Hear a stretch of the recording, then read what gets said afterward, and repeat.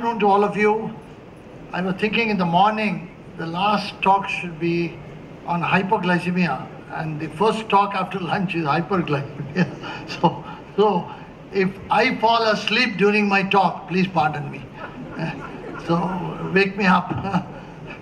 A great day here.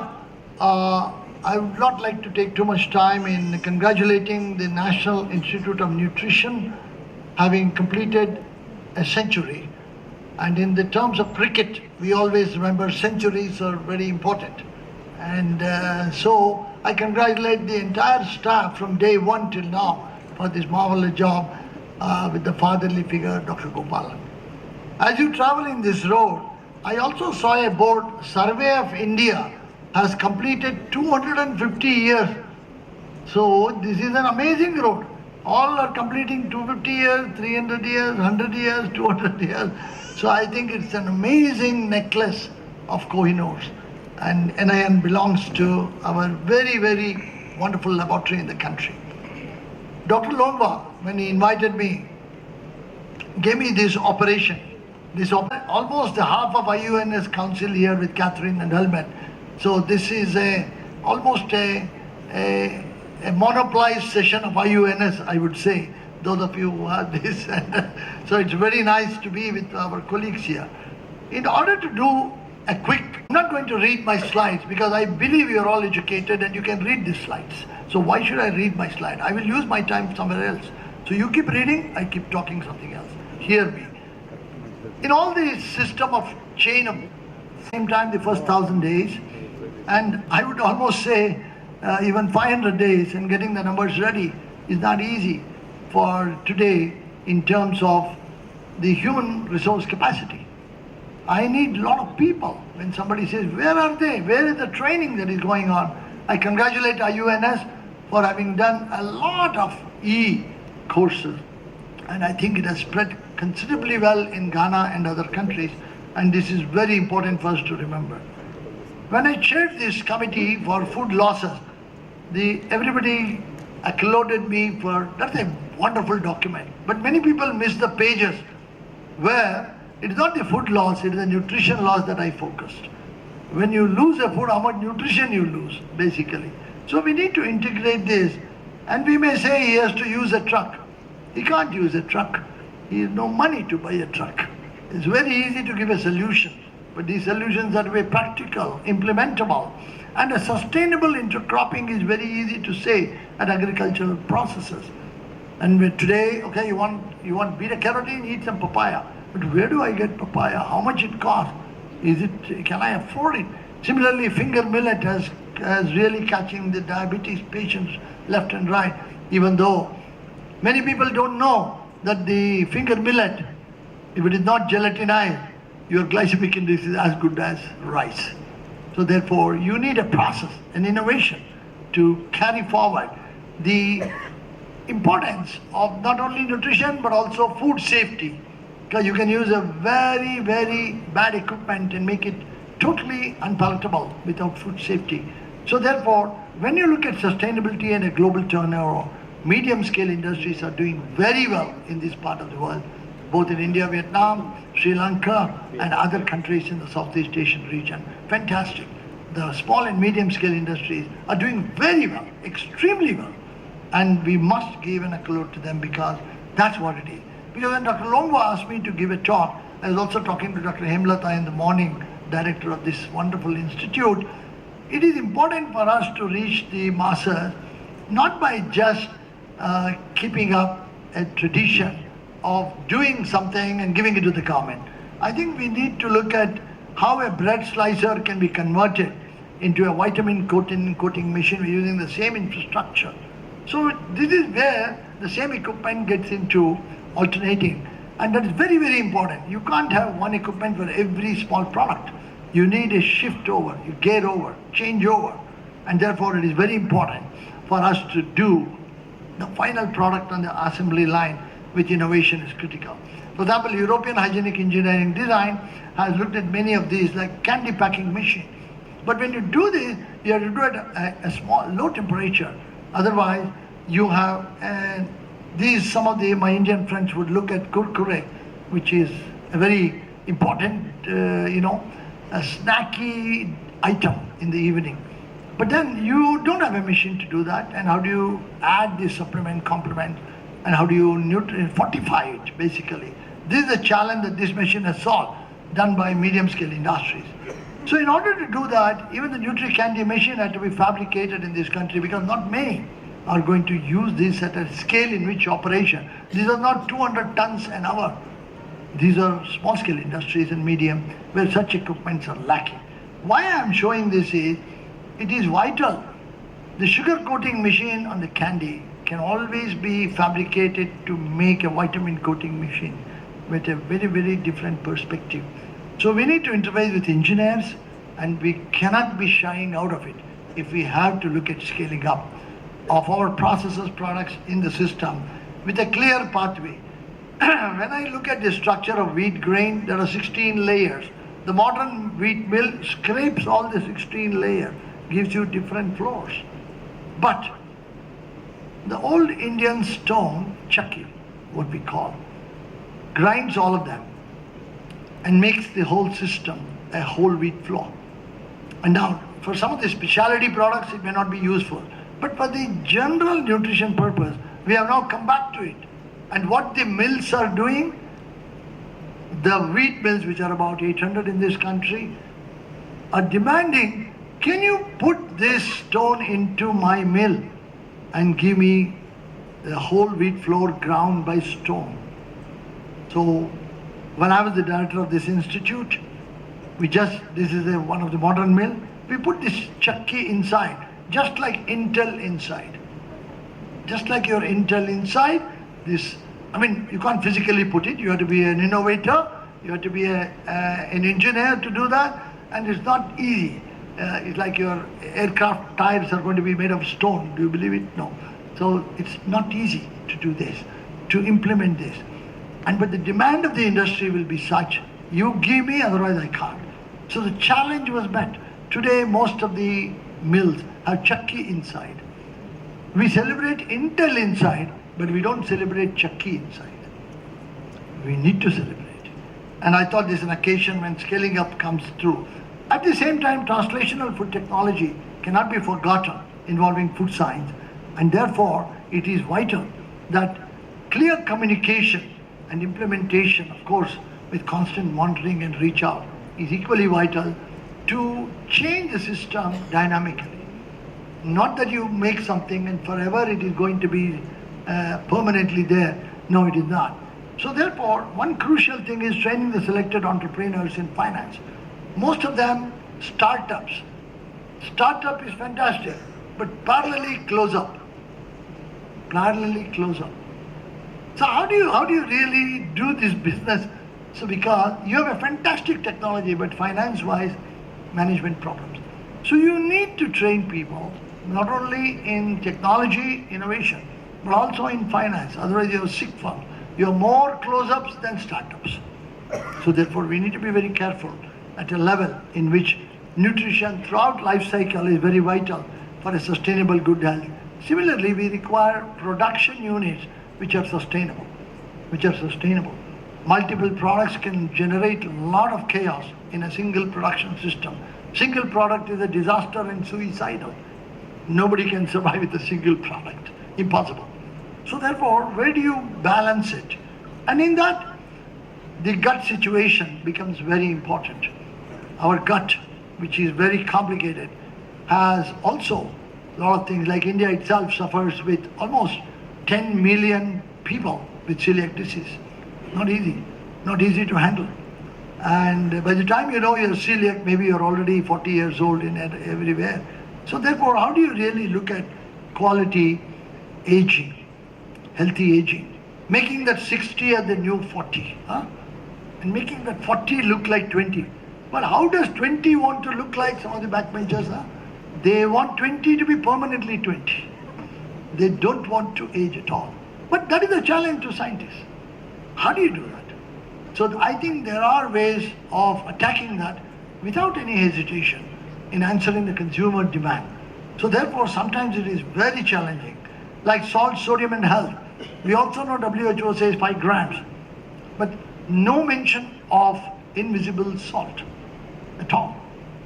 Sometimes your consumption of fruits and vegetables is so high that you almost make up with that. So therefore, I think we need to go into deep science, hardcore science, and at the same time, when you go to traditional India, 3,000 years to 2,000 years, there are 7 to 8 different kinds of salts that need to be used for different dishes. And where did this knowledge go? Today it's coming back in a very, very different form. So therefore, when you look at translational clinical nutrition and just salt one example, you have a mega problem of addressing. Mega problem of addressing. So where are we in this scientific knowledge, in networking, the traditional wisdom with the modern knowledge and the modern science tools to understand the tradition? Merge the two. And not necessarily always tradition is perfect. Tradition is good, but to make it perfect is scientific challenge and engineering marvel. We need to combine that. If not, we can always blame tradition that I can't scale it up, but you can scale it up if you mind. Integrated approach is the key to success. I told our chairman that I will finish quickly because there is shortage of time. We are running late. But I wanted to say, when you look at the traditional knowledge with modern science and rich epidemiological data, I'm sure Dr. Hemalata, who is the director of this wonderful institute, she herself is a marvelous scientist. It is very difficult to support everything by modern science. But at the same time, we must rely upon epidemiological data, because already experiment is done on human beings with some foods. People have survived. Maybe people have developed some disease. I think it's very important in an ancient country like India and China. Much more interest has to be shown in epidemiological data to emerge something which is new, innovative, and not to neglect that. So because it's not just traditional food, it's epidemiological data. I would like to really look at reverse pharmacodynamics and with a clear point of design and engineering. India was known to be a country with rice full of stone. And when this challenge was put to us in 1990 in CFTRI, today I want one person to raise his hand. Did you get a stone in your rice in the last 10 years? Chances are very less. What a marvel. A small innovation, a tiny innovation finished the problem. So I think we should be really looking at this through our epidemiological data. Lastly, it is important that traditional and ethnic foods of India region has to also have a compatibility of food with a clear, angle of confusing the system with functional foods, medical foods, less fat foods, special dietary foods, different days of different food, and so on. But when it comes to obesity, the other side of nutrition, not to blame rice or wheat, quickly we say there's a rice and wheat problem, but I think we forget, we don't want to admit inactivity and eating habits. I think it's very important. If we don't do that, health and wellness is sold out. The house is full. So at the same time, regulations have to do a lot of things with molecular gastronomy or prebiotics, probiotics, and make sure that deconstructing the molecular gastronomy is very important for genotype, phenotype, for sustained nutritious diet. So let us nurture our gene naturally and help it function better with traditional wisdom and knowledge. And I think it's very important. Otherwise, we may miss a major point, and that's the information digitization revolution today. Databases, big data. Where is nutrition big data? I'm yet to see. I have an aircraft flying somewhere in Mexico. I can pinpoint it. Just go to the Google and I can pinpoint. But where is my big data? Where is my big data? People say it's not profitable enough. So you have sold out your health for no profit. So if I tell you there is a need for merging of IT, BT and NT, nutrition technology, it is absolutely vital to understand the gene expression, to function, to functional chemistry, all the way to sequence homologs in order to do an in-depth unexplored area, to be looking at market information, technology transfer and scale up, what Dr. Longwa asked me to talk on. So therefore, it is vital that building R&D in the nutritional chemistry, I want to underline the word chemistry. To be a nutritionist without a chemistry background is complicated. you are running on a very false bottom. Anytime you can drown yourself. Chemistry is a fundamental. I was so glad that I met in the airport today one Dr. Reddy from NIN who picked me up. He was not a chemistry guy. He did his chemistry by the communication courses. I was thrilled. So I think we can always back up, and innovative technologies will follow, and the basis of chemistry understanding of human physiology for sustainable nutrition is lifelong. If nutrition matters to us for sustainable nutrition lifelong, we shall matter more to it through knowledge sharing of food science and technology and nutrition networks, and personal commitment for more from less for more. Very, very vital. You may say, I don't understand this. Maybe I'll talk to you in the coffee time, not now. This is India. Let me share with you. Scale up. We look at private companies for scale up. Look at this philosophy of an NGO, scaling up and feeding almost 120 million children every day with 320 centers called Akshay Patra. It's amazing. Everything is automated, hot food, and the children are happy in the end. So therefore, why this happened? This originally started from here in this institute, but nobody remembers today this contribution of this place. Nobody even talks about it. And I think I have the boldness to talk and say, yes, it came from here, scaled up somewhere. So therefore, I want to end my talk by telling complexities of scientific disciplines, whether it is biotechnology, molecular medicine, holistic food processing, or pharmacogenomics, completely depends upon the lifestyle you want to adopt. And nobody can give you all the freedom you want, and just by some food, a magic will happen. Sorry. You need to be 50% committed and 10% to be misusing it, if you want to say, not doing exercise, not doing a thinking process on that. So I think the food products has to be a sustainable nutrition, provided we have the gene function and the phenotype with a clear. All of you know CSR, which is nothing but corporate social responsibility. But this is not nutrition. This is not non-communicable diseases. This is not food for all. This CSR, to me, is green CSR, not red CSR. Along with the corporate social responsibility, we require concerned social responsibility. That is green CSR. We have to be concerned. How are you concerned about your own child, your own wife, husband? Same concern. Nutrition has that love and affection. Other things may not have. A car may not have love and affection. You may love your car more than your spouse, but that's not it. So I think nutrition requires a special attention, an individual commitment, love and affection. If not, it won't work. So therefore, let me end up my talk. As you are reading this sentence, I want to show this mother and child. Here is the tomorrow CEO. This guy is the tomorrow CEO. You can see the sparkling eyes. Sparkling eyes. He's going to be tomorrow, provided he gets the right nutrition, right track. Otherwise, he may end up as a scientist like me. Chances are good. Chances are good.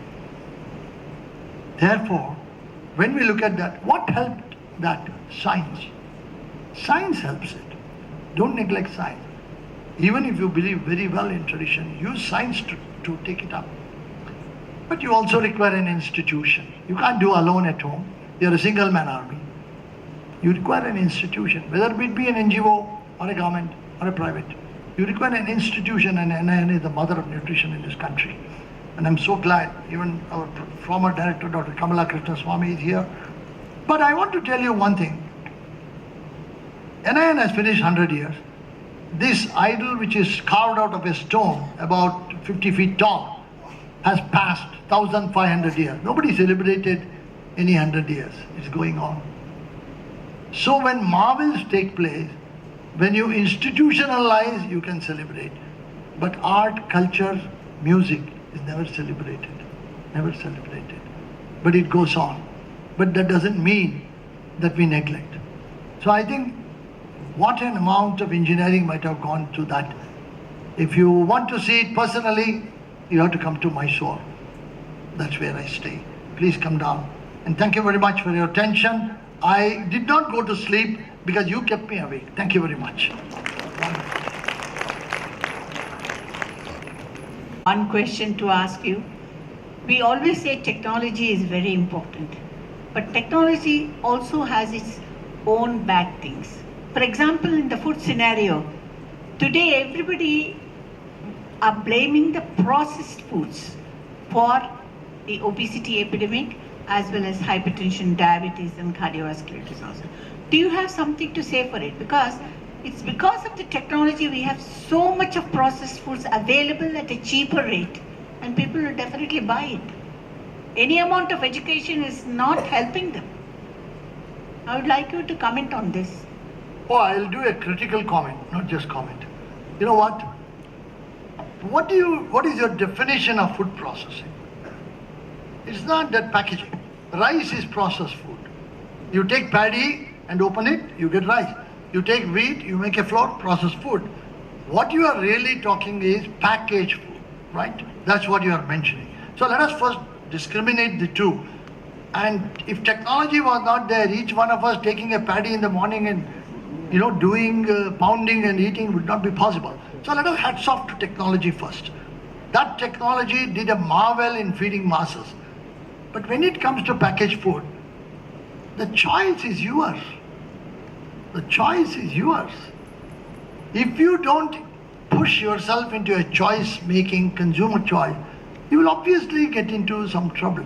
But what is the situation with the rural folks who can't read the label? So therefore, I get your point in terms of the system. But you can't prohibit anybody from selling a food because there are certain regulations that are cleared in many countries. So I would say, to summarize, technology has to be properly used, number one. Number two, if we as auditors of nutrition find something is wrong, just like the trans fatty acids we have banned now, everywhere in the world. But then there is a turnover from the West suddenly.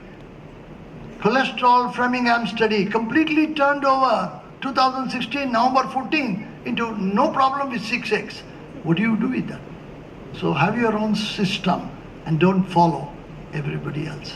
I think it's very important. Technology regulated properly through regulators, through health, through wellness, through the system of reproducing and to the cultural effects and the environment, perhaps is the answer. I might talk to you on the coffee break on that. Thank you very much. Yeah.